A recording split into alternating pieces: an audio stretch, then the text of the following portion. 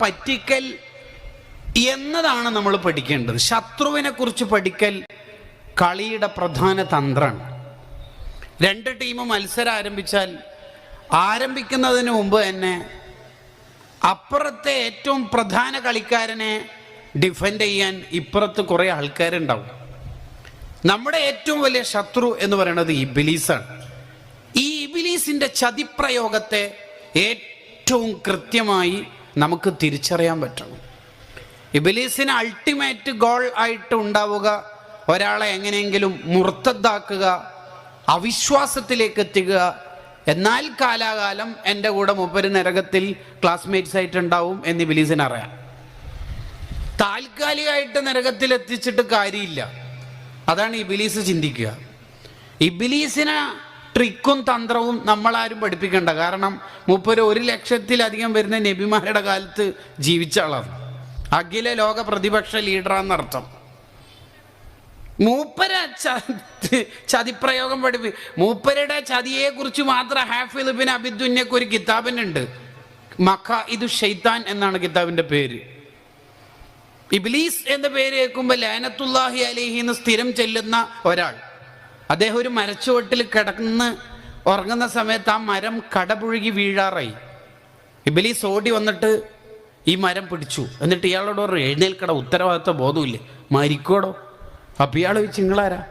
ഞാൻ ഇബ്ലീസ്. ലഅനത്തുല്ലാഹി അലൈഹി ഒന്നും കൂടിയും ചൊല്ലി. ഒരു കൺസെഷനും ഇല്ല. അപ്പം ഇബ്ലീസിനോട് ഇയാൾ ഒരു സംശയം ചോദിച്ചു. എന്താ സംശയം? നിങ്ങളുടെ പേര് കേൾക്കുമ്പോൾ എപ്പോഴും ശാപപ്രാർത്ഥന നടത്തുന്ന ആളല്ലേ ഞാൻ മരിക്കണം എന്നല്ലേ നിങ്ങൾ ശരിക്കും വിചാരിക്കേണ്ടത്? നിങ്ങൾ എന്തിനാ എന്നെ രക്ഷപ്പെടുത്തിയത്?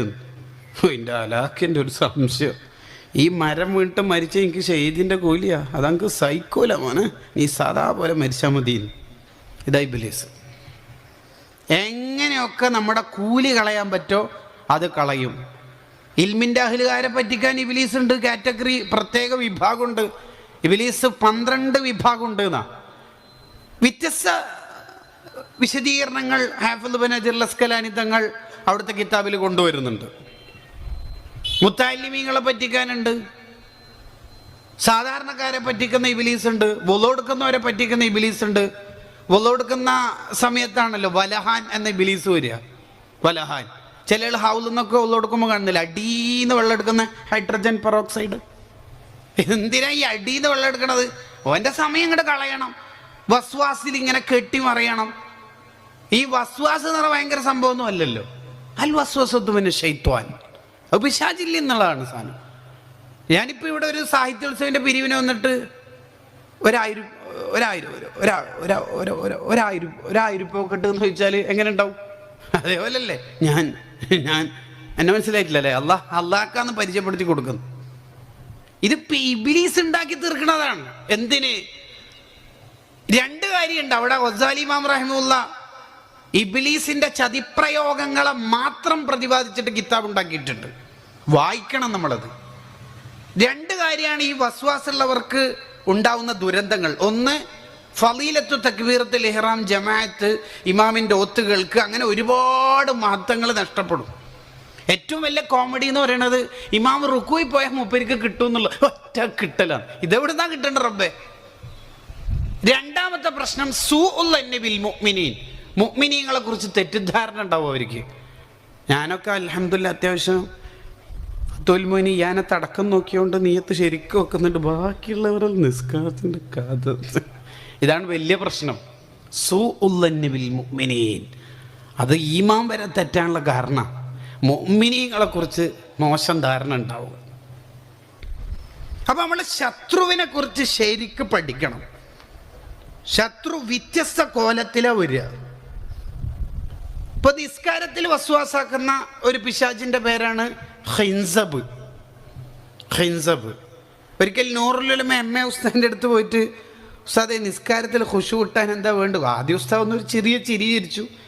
എന്നിട്ട് ഉസ്താദ് പറഞ്ഞതാ, നിസ്കാരം തുടങ്ങുന്നതിന് മുമ്പ് അല്ലാഹുമ്മ അഊദു ബിക മിൻ ഖിൻസബ് എന്ന് ചൊല്ലിയിട്ട് ഇടത് ഭാഗത്ത് തുപ്പുനീരില്ലാതെ തുപ്പുക. എന്നാൽ നിസ്കാരത്തിൽ ഖിൻസബിൻ്റെ ശല്യം ഒഴിവാകുന്നു. അപ്പോൾ എനിക്കറിയില്ലായിരുന്നു അന്ന് ഈ ഖിൻസബ് എന്ന് പറയുന്ന ചങ്ങായിയാണ്. പിന്നെയാണ് കിതാബിലൊക്കെ കാണുന്നത്. അള്ളാഹു ഉസ്താദിൻ്റെ ദർജ വർദ്ധിപ്പിച്ചു കൊടുക്കുമാറാവട്ടെ. നിസ്കാരത്തിൽ കുറേ ചിന്തകൾ തരും. ചിലയൊക്കെ എന്തെങ്കിലും കാണാതായ സാധനം കിട്ടണമെങ്കിൽ നിസ്കാരത്തിൽ കൈയ്യട്ടിയാൽ മതി, സാധനം വരും. അബൂ ഹനീഫ റളിയല്ലാഹു അൻഹുവിനോട് ഒരാൾ വന്നിട്ട് ഒരു സാധനം കാണാത്ത വിഷയം പറഞ്ഞപ്പോൾ 2 റക്അത്ത് നിസ്കരിക്കൂ, ആ ബർക്കത്തുകൊണ്ട് അള്ളാഹു തന്നാലോ എന്നുള്ളിടത്തോളം ഇവർ കൈയ്യട്ടിയ ഉടനെ ഇബ്ലീസ് ഓർമ്മിപ്പിച്ചു കൊടുത്തു. കൈകൾക്കിയിട്ട് ഇവർ അബൂ ഹനീഫ തങ്ങളടുത്ത് വന്നിട്ട് പറഞ്ഞു, കിട്ടീൻ, കൈ കെട്ടിയിട്ടേ ഉള്ളൂ, കിട്ടീൻ. അത് ഇബ്ലീസിൻ്റെ ഒരു ചതിയാണ്. മൂന്നാമത്തെ ഒരു പിശാചിൻ്റെ വകുപ്പാണ് വസ്നാൻ. വസ്നാൻ എന്ന പേര്. ഇനി കുഞ്ഞിക്കൊന്ന് പേരിട്ടക്കല്ല, അഹമ്മദ് വസ്നാൻ എന്നൊന്നും. ഇപ്പോഴത്തെ പേരിൻ്റെ എല്ലാം കഥ പറയാതിരിക്കുന്നതെന്നല്ല. എന്താ കഥ? ഈ അടുത്തൊരു കുട്ടീൻ്റെ പേരിടാൻ വേണ്ടിയിട്ട് ഒരാൾ പേര് കൊണ്ടുവന്നു, 2 പേര്. മൂപ്പരെന്നെ എനിക്ക് ഇങ്ങോട്ട് പരിചയപ്പെടുത്തി തന്നു. നല്ല പേര് ഉസ്താദ്, അർത്ഥം പറഞ്ഞാൽ മതി. ഞാൻ ചോദിച്ചു, അർത്ഥം അറിയാണ്ട് നല്ല പേര് നീ എങ്ങനെ പറഞ്ഞേ? ഒന്നിൻ്റെ അർത്ഥം നോക്കുമ്പോൾ വേസ്റ്റ് ഇടുന്ന സ്ഥലമെന്ന അർത്ഥം, രണ്ടാമത്തേൻ്റെ അർത്ഥം ഇലക്ട്രിക് കമ്പിന്നു. പവർ കട്ടാറ്റായാൽ ഒന്ന് കെട്ടിയിടാമല്ലോ ചങ്ങൈന. നമുക്കൊന്നും അതിലൊരു ബോധമില്ല. ലിബറലിസം തലക്ക് പിടിച്ചുകൊണ്ട് കുട്ടികൾക്ക് പേരെന്ത് വിളിച്ചാൽ എന്ത് എന്നാണ് രക്ഷിതാക്കളുടെ ചിന്തയും. പേരിലൊക്കെ കാര്യമുണ്ട്. മിൻ ഹക്കിൽ വലതി അലൽ വാലിദി എന്ന ഹദീസിൻ്റെ ഷർഹിൽ ഫൈദുൽ ഖദീറിലുണ്ട്. പേര് പോലെ കുട്ടികൾ നന്നാവും ചെയ്യും, മോശാവും ചെയ്യും. നമ്മുടെ വിഷയം അതല്ല. വസ്നാൻ, ഈ വസ്നാൻ ഉറക്കുമായി ബന്ധപ്പെട്ട പിശാചാണ്, ഉറക്കാണ്. വസ്നാൻ 3 ഡ്യൂട്ടിയാണ് ചെയ്യുക. ഇബ്നുൽ ഇമാദ് റളിയല്ലാഹു അൻഹു പറയുന്നുണ്ട് 3 കാര്യം ചെയ്യും. ഒന്നാമത്തെ കാര്യം എന്താ? ഉറങ്ങാൻ നേരത്ത് വല്ല ഇബാദത്തും ചെയ്യണം എന്ന് ഒരാൾക്ക് തോന്നിയാൽ വസ്നാൻ വേഗം നല്ല ഉറക്കം തരും. ഇന്നലെ ഹദ്ദാദ് എല്ലീനാടോ, ഹദ്ദാദ് തുടങ്ങീനെ എന്നെ ഉറങ്ങിപ്പോയി, അതന്നെ സാധനം. ഉറങ്ങിപ്പോയി പറയില്ലേ, അതന്നെ സാധനം. അത് വസ്നാൻ്റെ കളിയാ. ഇബാദത്ത് ചെയ്യാൻ തോന്നുമ്പോൾ നല്ല ഉറക്കം തരും. ഇനി ഒരാൾ തെറ്റ് ചെയ്യണം തോന്നിയാലോ, നല്ല ഉറക്കമുണ്ട്, ക്ഷീണമുണ്ട്, മീറ്റിങ്ങെല്ലാം കഴിഞ്ഞിട്ട് പോകുമ്പോൾ അല്ലെങ്കിൽ ഒരു പരിപാടി കഴിയുമ്പോൾ ഇത്ര ദീർഘിപ്പിക്കുമെന്ന് വിചാരിച്ചിട്ട് ഉസ്താമാർക്കൊന്നും വേറെ പണിയില്ലാത്തതുകൊണ്ട് അങ്ങനെയല്ല പോയിന്. ഇവരെ ലാസ്റ്റ് സീൻ തൊടേ നോക്കിയൊക്കെ 12:38. എന്താ ഉറങ്ങാത്ത? ദലാൽ ഖൈറാത്ത് ഷറടക്കം ചൊല്ലിയിട്ടല്ല, യൂട്യൂബ്. ഉറക്കം വരൂല എന്ന് പറഞ്ഞാൽ വരൂല. അത് ഇബ്ലീസിൻ്റെ ഒരു ഷർറാണ്, ചതിയാണത്. മൂന്നാമത് ഇബ്ലീസ് എന്താ ചെയ്യാന്നറിയോ? നേരത്തെ എഴുന്നേൽക്കണം എന്ന് തോന്നുന്ന ആൾക്ക് നല്ല ഉറക്കം തരും. നേരത്തെ എഴുന്നേൽക്കണം എന്നൊരാൾക്ക് തോന്നി, എന്നാൽ നല്ല ഉറക്കം തരും. എന്താടാ നീ വലിയ സുന്നത്ത് ജമാഅത്തിൻ്റെ പ്രവർത്തകനല്ല, മറ്റു പള്ളിയിൽ ജമാഅത്തിന് കാണുന്നില്ലല്ലോ സുബഹിക്ക് എന്ന് ചോദിച്ചു നോക്കിയേ. അതെ, ഉസ്താദിൻ്റെ എല്ലാം പ്രസംഗം കേൾക്കും വരണമെന്നുണ്ട്, പിന്നെ എന്താ വരാത്ത? എൻ്റെ ഉറക്കം എന്ന് പറഞ്ഞാൽ അങ്ങനത്തെ ഉറക്കം ഉസ്താദ്. അലാറം വെച്ചൂടെ? അലാറം ബോംബ് പൊട്ടിയവരെണീക്കും. സത്യം പറഞ്ഞാൽ ഞാൻ ഉസ്താദിനെ അങ്ങോട്ട് വന്ന് കാണാൻ നിൽക്കുക. ബോംബ് പൊട്ടിയവരെണീക്കൂല. ഏത്? ന്യൂക്ലിയർ ആറ്റം ബോംബ്, ചെറുതല്ല.